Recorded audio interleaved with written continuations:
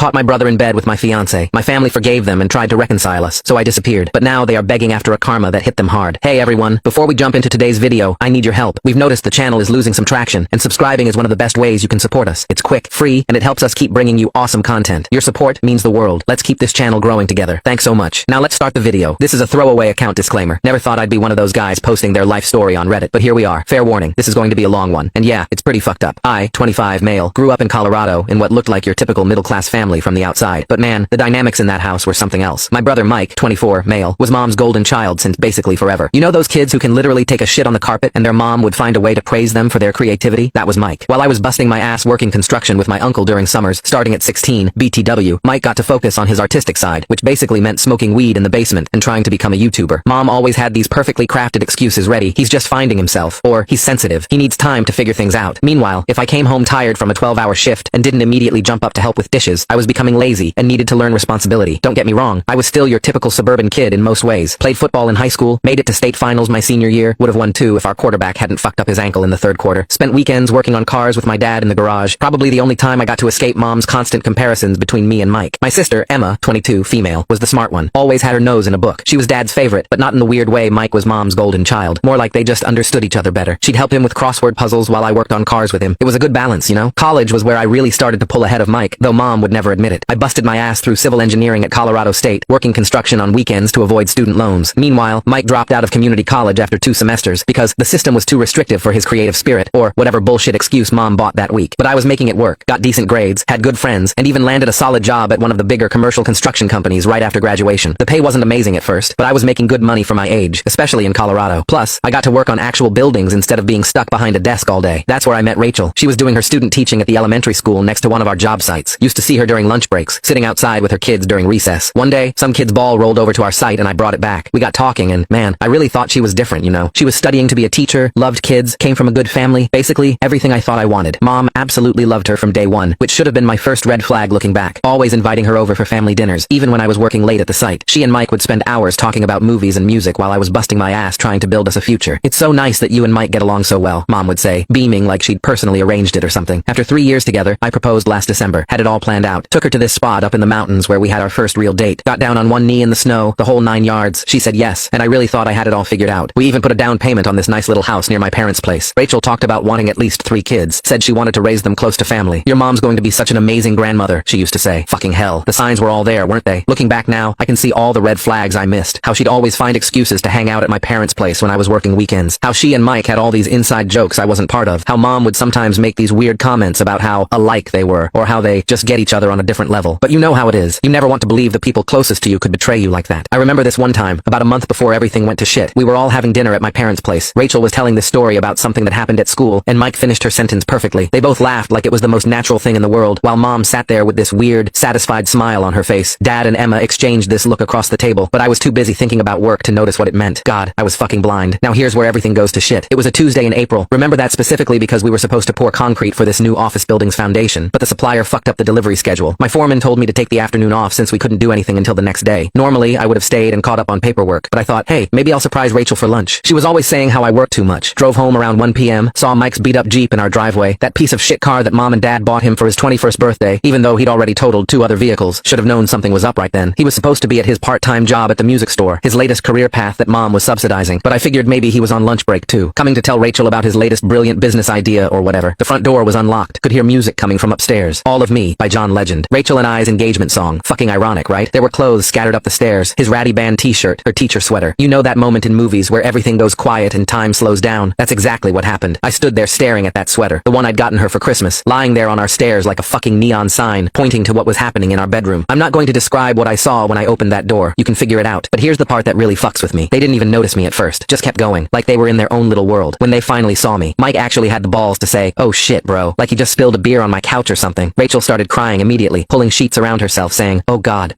over and over, like a broken record. Mike just sat there looking at me with this weird mix of guilt and, I don't know, relief, like he was almost glad it was finally out in the open. I didn't say anything. I didn't scream, didn't throw punches, though God knows I wanted to. Just turned around, walked downstairs and sat in my truck for about an hour. They both came out eventually, Mike practically running to his Jeep, Rachel standing on our front porch in her robe, mascara running down her face. I waited until Mike left, then went back inside. How long? That's all I asked. She tried to dodge the question at first, talking about how things just happened and how she never meant to hurt me, but I just kept asking, how long? long. Finally, she broke. 2 years. 2 fucking years since right after I started taking weekend shifts to save for her ring. All those Saturdays I spent working overtime thinking I was building our future, she was with him. Every time she said she had to grade papers or work on lesson plans, she was with him. When she went to my parents' house to help mom with gardening, yeah, you guessed it. The worst part, she actually tried to explain herself. Sat there on our couch. The couch I'd spent 3 paychecks on because she said it would be perfect for our future family, and told me how she'd developed feelings for Mike over time. How they had this deep connection through music and art that she and I never had. How she still loved me, but was in love with him. I told her she had until the end of the day to get her stuff and get out. She started crying again, saying she needed more time, that we should talk about this. I just walked out, drove to Home Depot, and bought new locks. By the time I got back, she was gone, but she'd left a note. Still have it somewhere. 5 pages of handwritten bullshit about how sorry she was. How she never planned for this to happen. How Mike made her feel understood in a way I never did. I called my boss, told him I needed a few days off. Spent the next 48 hours changing every password I had. Bank accounts, social media, everything. Blocked both their numbers. The only reason I even knew what happened next is because Emma told me later. Apparently, Rachel went straight to my parents' house, found mom in the garden, of fucking course, and broke down crying, confessing everything. And what does my mother do? Hugs her, tells her everything happens for a reason, and that maybe this is for the best. Even made her stay for dinner. My mother made my fiancé dinner the same day she caught her cheating with my brother. Mike showed up too, probably after Rachel called him. Had this whole speech ready about how they didn't choose this. How love just happens. How they wanted to tell me but didn't know how. Mom sat there nodding along like this was some fucking Hallmark movie about star-crossed lovers. Dad just stared at his plate while Emma stormed out. Rachel moved in with her parents initially, but within a week she was spending every night at my parents' house, in my old room, with my brother. And mom was just okay with it. Actually seemed happy about it. Later found out she'd been encouraging them, telling Mike how Rachel was more his type, and telling Rachel how alike they were. The next few days were kind of a blur. I remember Emma coming over with pizza, sitting with me while I alternated between rage and just emptiness. She told me mom was already talking about when things settle down, and how we'll all laugh about this someday. Yeah, right. That weekend, I got an email from Rachel asking to talk about splitting up our shared stuff. I told her to take whatever she wanted. I didn't want anything that reminded me of her anyway. She took most of the furniture, including that fucking couch, left me with an empty apartment and an engagement ring I'm still paying off. So after the initial discovery and Rachel moving out, the real mindfuck started. Mom began this, I don't know what to call it, this campaign to normalize everything. She'd casually mentioned how natural Mike and Rachel's connection was, how she'd always seen something special between them. She started bringing up all these memories of them together, rewriting history to make their betrayal seem like some beautiful love story that was meant to be. Remember that music festival they went to together 2 years ago? The one mom convinced me not to go to, because I needed to focus on my career. Yeah, turns out that's when they first hooked up. Mom knew, she fucking knew, had been encouraging them to spend time together because Rachel brought out a better side of Mike. Meanwhile, I was working 60-hour weeks trying to save up for a house, for a wedding, for the future I thought we were building. The worst part, mom started suggesting that maybe this was all my fault. You were always so focused on work, she'd say. Or, Rachel needed someone who could understand her creative side. Like my crime was working hard to build a life instead of sitting in the basement smoking weed and finding myself, like Mike. Then this supervisor position opened up at our Texas branch. The pay was better, like significantly better. And honestly, I needed an escape plan. The day I heard about it, I just found out mom had helped Rachel move some of her stuff into Mike's room. My old room. The room where I'd spent countless nights studying while Mike was out partying. The room where I'd planned my whole future with Rachel, and now they were sleeping in there together with mom's blessing. I didn't tell anyone about the job offer at first. Kept it to myself while I watched my family bend over backwards to accommodate the people who'd betrayed me. Emma was the only one who seemed to see how fucked up it all was, but even she was starting to crack under mom's pressure. Maybe we should try to understand their side, she said one day, not meeting my eyes. That's when I knew I had to get out. But before I could tell anyone about moving, Thanksgiving happened. Oh boy, did it fucking happen. I walked into my parents' house, and there they were, Mike and Rachel, sitting at the kitchen table like nothing had happened. Rachel was wearing this sweater I bought her last Christmas, looking all cozy and at home. Mike had his arm around her chair, and mom was beaming at them like they were the fucking royal couple. The moment I walked in, everyone went quiet. You know that silence that's so thick you could cut it with a knife? Yeah, that. Then mom starts this rehearsed sounding speech about healing as a family and learning to forgive. Dad just sat there nodding like a dashboard bobblehead. And Emma, God, Emma, she was sitting next to them, actually sitting with them, looking at me with these guilty eyes. That's when mom dropped the bomb. She'd invited Rachel's parents too, wanted to bring the families together, since Mike and Rachel were getting serious. Getting serious? Like they hadn't been fucking behind my back for 2 years. Like they hadn't destroyed every future plan I had. After seeing Mike and Rachel sitting there at my parents' table like they owned the place, I just broke. You know, that moment when everything becomes crystal clear, like when you're drunk and suddenly get sober in an instant. That's what happened. I walked out without saying a word. Mom was calling after me, something about family and healing and whatever other bullshit she'd rehearsed. But I just kept walking, got in my truck and drove to McDonald's, sitting there eating a Big Mac on Thanksgiving. Sounds depressing as fuck, right? But honestly, that sad meal in my truck was better than watching my family pretend everything was normal while they passed the gravy to the people who destroyed my life. While I was sitting there, surrounded by the only other people sad enough to be at McDonald's on Thanksgiving, I started making a list on my phone. Everything I needed to do to disappear. Not like witness protection disappear, but fuck this entire situation disappear. The Texas job was already lined up. My boss had been practically begging me to take it. The company was expanding like crazy down there, and they needed someone with experience running major projects. First thing I did was go to the bank. The next morning, opened a new account at a completely different bank, transferred every penny from my joint accounts. Thankfully, Rachel and I never got around to combining everything. The teller gave me this knowing look when I closed the accounts. Turns out her ex had cleaned out their joint account when he left, so she was extra careful, making sure everything was properly documented. Next was the phone. Did you know that if you're on a family plan, the primary account holder can see every number you call or text? Yeah, mom had been using that to keep tabs on me for years. Went to a different different carrier, got a new number, new phone, everything. The guy at the store helped me transfer all my important stuff without linking it to any of my old accounts. Social media was next, but before I nuked everything, I downloaded all my photos and important messages. Then I started blocking people. Mike, Rachel, Mom, Dad, their friends, their families, everyone who had chosen their side. Left Emma unblocked, but unfriended her. She was still on the fence, and I couldn't deal with that either. Changed my email, created new social media accounts under a different name for work stuff. The apartment was trickier. I still had 4 months on the lease, but my landlord was surprisingly cool about it. Turns out he'd gone through something similar with his brother years ago. Let me break the lease with just 1 month's penalty. I started packing that night. Threw out anything Rachel and I had bought together. That couch she'd left behind, posted it for free on Craigslist. Some college kids came and got it within an hour. I was supposed to start the Texas job in January, but I called my boss and told him I needed to start sooner. Made up some bullshit about wanting to get settled before the holidays. He was stoked. Said they needed help ASAP anyway. Found an apartment in Houston through a guy at work. Signed the lease electronically and paid the deposit that day. The next week was a blur of packing and planning. I only told 2 people what I was doing. My best friend from the construction crew and my old foreman. They helped me load the U-Haul. No questions asked. My foreman even gave me a heads up that Mom had been calling the office looking for me. The fucking irony. While I was packing, Mom kept trying to arrange this big family meeting to work things out. Kept leaving these voicemails about how we needed to heal together and how running away from problems doesn't solve them. Rich coming from the woman who'd been running from reality for years, pretending her precious golden child could do no wrong. The day I left, December 15th, was cold as hell, like frost on the windows, breath freezing cold, felt appropriate somehow. I got up at 4 a.m., loaded the last few boxes and hit the road before the sun was up. Didn't leave a note, didn't tell anyone. Goodbye. Just got in my truck with the U-Haul hitched to the back and started driving south. Mom must have noticed something was up pretty quick, because by the time I hit Kansas, my phone was blowing up with messages from random relatives. Apparently, she'd gone to my apartment and found it empty. Started calling everyone she could think of, crying about how I'd abandoned the family and how she was worried sick. I just kept driving. Somewhere in Oklahoma, I got a friend request on Instagram from an account I didn't recognize. It was Mom trying to be sneaky. Her message was a piece of work. Why would you move without telling us? We're your family. We miss you and need you home for the holidays. We can work through this together. I replied with the most satisfying message I've ever written. You only have 1 son left. I'm not part of that family anymore. Then I blocked her new account and kept driving. Hit Texas that night. Checked into a hotel because I was too tired to deal with the apartment. Laid there in that generic hotel room, staring at the ceiling. And you know what? For the first time in months, I actually slept through the night. No stress dreams, no waking up angry, just peace. Found out later that Mom had a complete meltdown when she read my message. Started calling everyone in the family, crying about how her baby boy was making rash decisions and how she'd failed as a mother. Yeah, no shit you failed, Mom. Just not in the way you think. So there I was in Texas, actually starting to build a decent life for myself. Got promoted to project manager within 3 months. Turns out when you're not dealing with constant family drama, you can actually focus on work. Bought myself a new F-150, the kind Mike always wanted but couldn't afford because artists don't care about material things. Started training MMA at this local gym. Figured I needed a healthy way to deal with all the anger, and was finally sleeping through the night without waking up wanting to punch walls. Then it happened. It was a Wednesday in January when I got the call. I was on site reviewing plans with my foreman when my phone buzzed. Didn't recognize the number, but it had a Colorado area code. Almost didn't answer it. Kind of wish I hadn't. It was my Aunt Susan, Mom's sister, the only reasonable one in the family. She was crying, which immediately set off alarm bells because Aunt Susan never cries. Said Mom had been diagnosed with stage 4 breast cancer, terminal. 3 months to live, maybe less. Said Mom was asking for me. Wanted to make peace before, you know. I sat there in my truck for an hour after that call, just staring at nothing. Called my boss, told him I needed a few days, booked a flight back to Colorado for the next morning, even packed a fucking suit because I thought, well, you know what? I thought the whole flight back. I was thinking about Mom. Yeah, she fucked up royally with the whole Mike and Rachel situation, but she was still my mother. Started remembering all the good times, her coming to my football games, making my favorite meals when I was sick, teaching me how to drive in that old Subaru. By the time the plane landed, I'd convinced myself that maybe this was a sign. Maybe we could fix things before it was too late. Aunt Susan picked me up at the airport. Should have noticed something was off when she wouldn't look me in the eye. Said Mom was at home, wanted to see me right away. I walked into that house, the house I grew up in, the house I hadn't set foot in since Thanksgiving. And there they all were. Mom, Dad, Emma, Mike, and Rachel standing in the doorway like some fucked up Christmas card. That's when I saw Sarah's face. Not surprised, just guilty. She'd known. She'd helped plan this whole thing. Turns out she'd been talking to my mother for months, coordinating this intervention, because she thought she was helping. My mother had fed her some story about how worried they all were about me, how I was running from my problems, how I needed family support to heal properly. Mom started her usual routine. What they did was wrong, but your actions are unacceptable too. Like, somehow me leaving town was equal to my brother fucking my fiancée for 2 years. Dad chimed in about how enough was enough, and how Mike had suffered enough for his mistakes. Suffered? He got the girl, kept the family, and I'm the one who needed to get over it. Rachel was there holding Mike's hand, wearing this fancy new engagement ring. Pretty sure it was bought with the money from selling my old house, the one Mom had convinced them to invest in as a couple after I left. She tried to speak, probably to share some profound insight about how love works in mysterious ways, or whatever bullshit they'd rehearsed. I cut her off, looked right at Sarah, and said, "Find your own way home. I'll pick up my things later." Simple, quiet, final. Everyone started talking at once. Sarah crying, Mom doing her theatrical gasping thing, Mike trying to play peacemaker like he had any right. As I was leaving, Mom grabbed my arm, started going on about how their family name was so important, how she'd raised me better than this. That's when I told her I'd already changed my last name months ago. You'd think I told her I'd committed murder. She actually collapsed into a chair, wailing about family, legacy, and tradition. The drive back to Houston was long and quiet. Had plenty of time to think about how fucking stupid I'd been trusting someone again. Sarah called about 50 times that night, left voicemails about how she was just trying to help, how she thought bringing everyone together would fix things. Classic manipulation victim. My mom had played her just like she played everyone else. Got back to my apartment apartment around 3 a.m. Looked at the Christmas tree Sarah and I had decorated together. All the presents still wrapped underneath. Took every gift she'd given me over the past year and put them in a box. Added the spare key she'd left. The toothbrush from my bathroom. Everything. Dropped it all off at her place the next morning before she got back from Dallas. The worst part. Found out later that this whole Christmas intervention had been in the works for months. Sarah had been reporting back to my mother about everything. Where I was working, who I was hanging out with. If I was dating anyone else, she'd even help them find my new address, which I'd kept private specifically to avoid this kind of shit. Mom had played Sarah perfectly, shown her old family photos, told stories about how close we all used to be, painted this picture of a concerned mother just trying to help her troubled son, and Sarah, wanting to be the one who fixed everything, fell for it hook, line, and sinker. Then about a year later, my company won this huge contract to demolish and rebuild a bunch of foreclosed properties in Colorado. Guess whose house was on that list? Yup, my parents' place. The one Mom had remortgaged to pay for Mike and Rachel's dream wedding. The same house where she'd hosted all those family dinners, where she'd orchestrated her little manipulations, where she'd welcomed my brother and ex into my old room. I personally volunteered to oversee that demolition. Drove up there on a Tuesday morning, watched them tear down every last brick. Mom showed up halfway through, probably tipped off by a neighbor. She looked old, not just older, but worn down. Found out later she's working as a Walmart greeter now. First real job she's had in 30 years. Karma's got a sense of humor, I guess, but that's just the beginning. Through Emma, who finally grew a spine and reached out to apologize, I got the full update on everyone's spectacular downfall. Mike and Rachel's perfect marriage crashed and burned 6 months in. Turns out Rachel's got a type. She likes to cheat. Caught her with Mike's best friend, the same guy who was his best man at their wedding. But here's the real kicker. She's pregnant with his kid. The same Rachel who couldn't have children is now carrying his ex-best friend's baby. Mike didn't handle it well. Started drinking heavily. Lost his job at the music store after showing up drunk one too many times. He's living in Mom's basement now, in their crappy rental apartment, writing angsty songs about betrayal. The irony is completely lost on him. Mom and Dad finally separated. Turns out Mom had been lying about their finances for years, taking out credit cards in Dad's name to fund Mike's projects and the wedding. Dad found out when they tried to refinance the house, and the bank laughed them out. He's living with my aunt now. Finally started therapy, and actually called to apologize. Said he should have stood up to Mom years ago. Rachel's teaching career? Over. Word got around about her history of sleeping with her students' relatives. Yeah, turns out Mike wasn't the first, and no school district will touch her now. She's working at a call center, living with her new baby daddy in some rundown apartment complex. Her parents, who were so understanding about her following her heart with Mike, won't even speak to her now. As for me, life's actually pretty good. Met this amazing woman named Molly at the grocery store about a year ago. She's nothing like Rachel or Sarah. She's direct, honest, and actually has a moral compass. We moved in together 6 months ago, and she's pregnant with our first kid. When she found out, she made it clear she didn't want any contact with my family. Even blocked them all on social media before I could ask. Mom somehow found out about the baby. Small town gossip never dies, and sent me a box of my old baby things with this long letter about family legacy and second chances. The baby stuff was mine, so I kept it, but the letter went straight in the trash. She even tried creating new social media accounts to reach me, posting about how much she misses her firstborn and how a child needs their grandmother. Blocked every single account. Emma's getting married next month. She and Dad want to reconcile. No Mom or Mike involved, she said. They've both been in therapy, working through their roles and everything that happened. Emma admitted she was too weak to stand up to Mom back then, and Dad acknowledged how his passivity enabled everything. Molly says maybe it's time to consider letting them back in, but she's not pushing it. She's seen all the screenshots, read all the manipulative messages, knows the whole story, says she'll support whatever I decide, but also reminds me that people can change if they do the work. The keyword being if. Here's the thing though. Watching karma finally catch up with everyone has been surprisingly empty. I thought I'd feel satisfied at seeing them all suffer, but mostly I just feel relieved. Relieved that I got out. Relieved that I built my own life. Relieved that I broke the cycle.